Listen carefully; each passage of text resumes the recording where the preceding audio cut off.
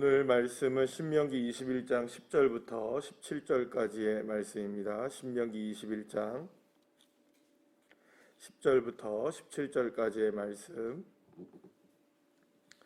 우리 함께 합독하시겠습니다.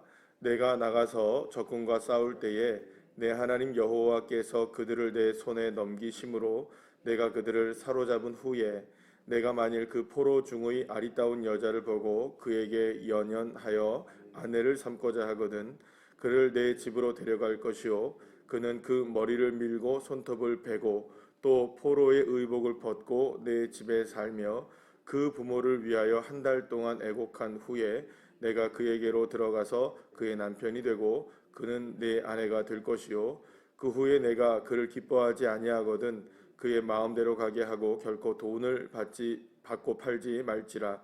내가 그를 욕보였은즉 종으로 여기지 말지니라. 어떤 사람이 두 아내를 두었는데 하나는 사랑을 받고 하나는 미움을 받다가 그 사랑을 받는 자와 미움을 받는 자가 둘 다 아들을 낳았다 하자.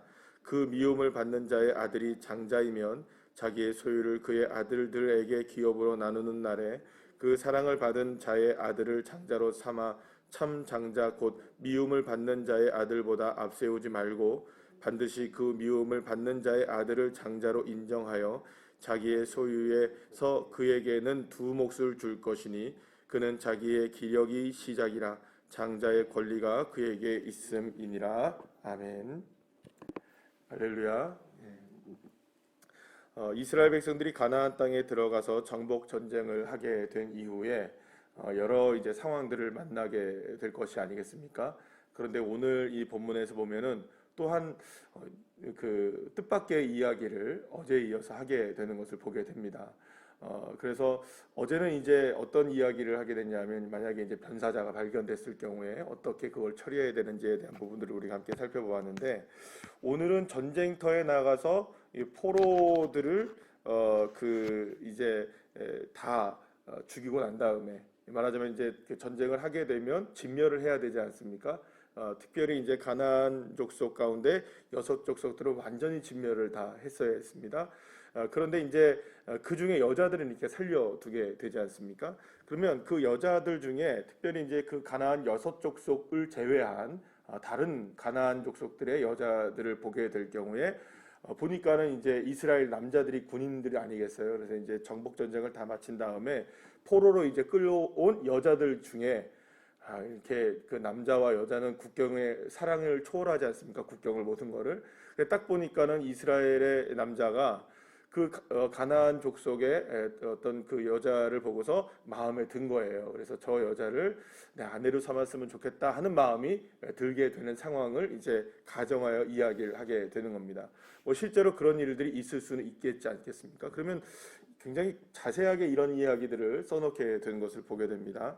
자, 그런데 이제 그런 경우에는 어떻게 우리가 처리해야 되느냐? 가나안 족속이기 때문에 이 여인을 절대로 아내로 받아들일 수가 없느냐?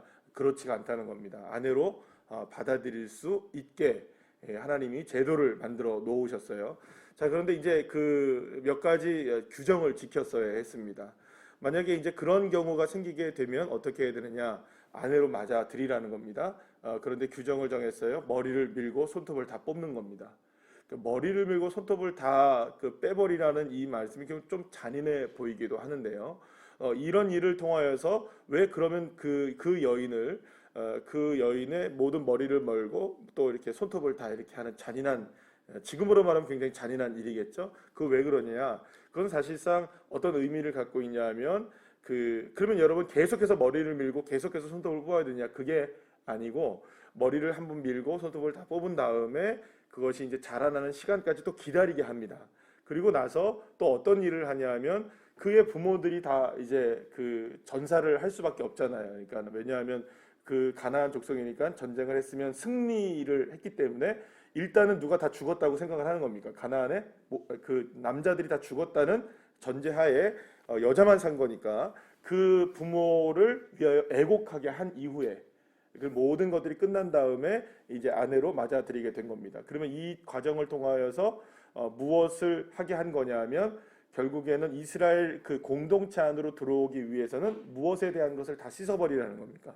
이 가나안의 문화와 가나안에 지금까지 있었던 모든 그 자신의 삶의 그 습관들과 모든 것들을 다 깨끗하게 다 정리를 하고 어디에 편입을 하라는 겁니까? 이제 이스라엘 공동체 안으로 들어올 수 있도록 그렇게 했다는 것이죠. 자, 그러면 이러한 제도를 통해서 하나님께서 왜 이런 제도를 이게 말씀하셨냐면 결코 하나님은 무지막지하신 하나님이 아니시라는 겁니다. 하나님은 사람의 감정을 이해하시고 또 그 감정과 그 사랑을 실제적으로 이스라엘 백성들 안에서 온전하게 이루어질 수 있도록 이방인의 여자라 할지라도 그들에게 기회를 주고 그들을 포용하는, 말하자면 가나안 여인이라고 해서 배척하거나 차별하거나 혹은 그런 어떤 편견을 갖지 말고 그를 있는 그대로 받아들이게 했던 것이죠. 또 한 가지 이제 이게 문제가 생기는 경우가 있는 거예요. 이런 경우에 이 여인이 살아보니까는 이게 아닌 거예요. 만약에 이제 그렇게 이제 물론 여러분 이런 관점 자체는 조금 그 남성 위주의 관점이 좀 있는 것 같습니다. 자, 그런데 그런 경우가 만약에 생겼을 경우에는 어떻게 할 것이냐? 그를 이제 그 내보내 주게 하는데 내보내 줄 때에 이방의 여인이었기 때문에 이 여인을 종이나 혹은 그 어떤 노예 같은 경우로 돈으로 팔지 말라는 겁니다. 왜냐하면 이미 누구 어디 안으로 들어온 여인입니까? 가나안의 여인에서 이스라엘의 공동체 안으로 들어온 여인이기 때문에 이 여인이 비록 이방인의 여인이라 할지라도 똑같은 이스라엘의 공동체로서 여긴 이후이기 때문에 이 여인을 종으로 팔거나 이렇게 매매를 하거나 이런 일이 있어서는 안 된다라는 것을 말씀해 주는 거죠. 그러면 결국에는 이 여인이 한번 그 하나님의 그 공동체 안으로 들어온 이상 이 여인에 대한 모든 인격적인 부분과 모든 그 사람에 대한 대우를 동일하게 이스라엘 백성들과 해야 한다는 것을 이야기해 주고 계시는 것이죠. 그렇기 때문에 이러한 제도를 통하여서 지금 우리가 알 수 있게 되는 것은 하나님께서는 절대로 그 어떤 차별이나 편견이나 이런 것들을 앞세우지 않는다는 것입니다. 이 여인을 받아들인 그대로를 계속해서 유지할 수 있게 했다는 것이죠.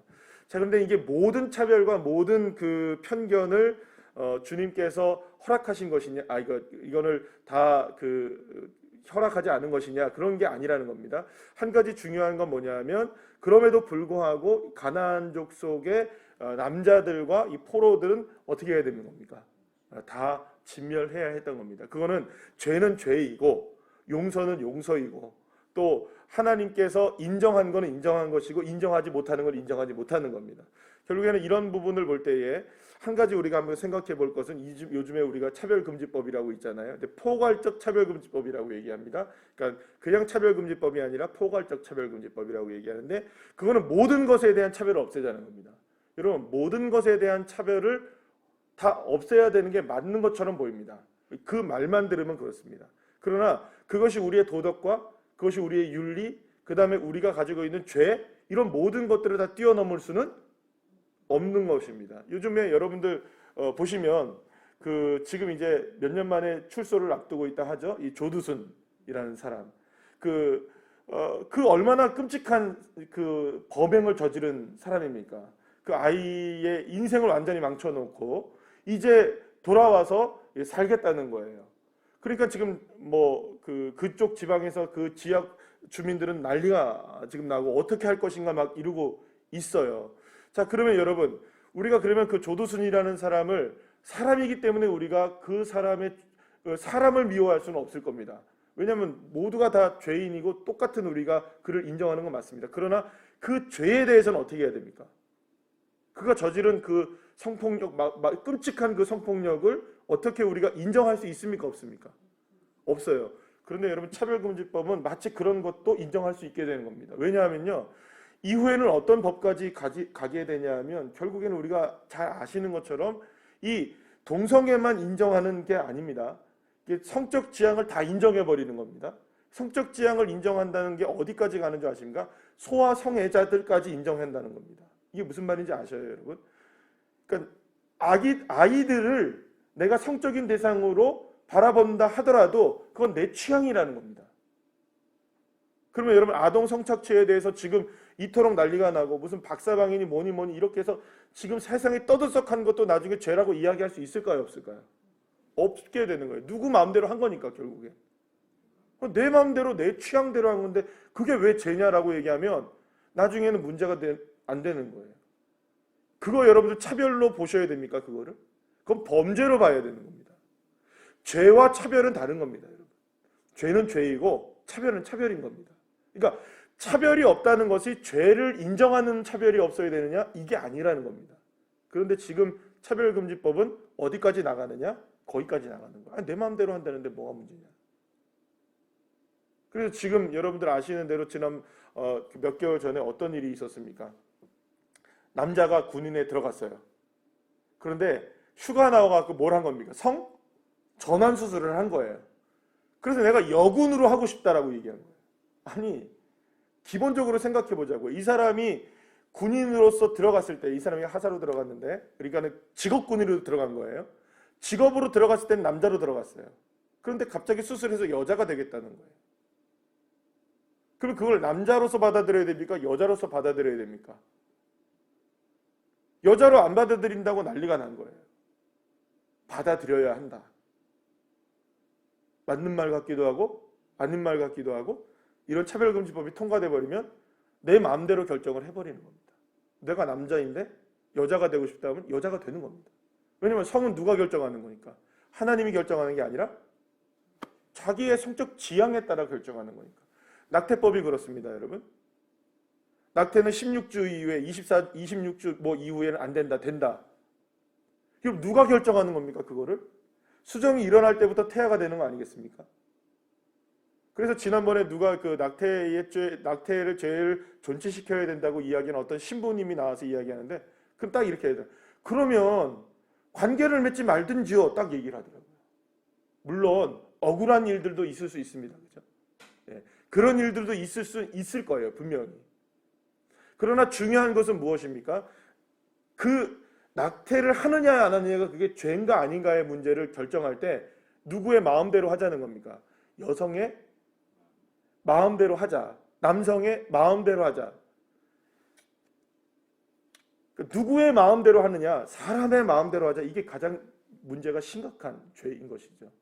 내 마음대로 하자가 어디서부터 나왔습니까? 그럼 결국에 우리가 뿌리를 찾아 들어가다 보면 선악과를 따먹는 내 마음대로 먹었는데 뭐예요.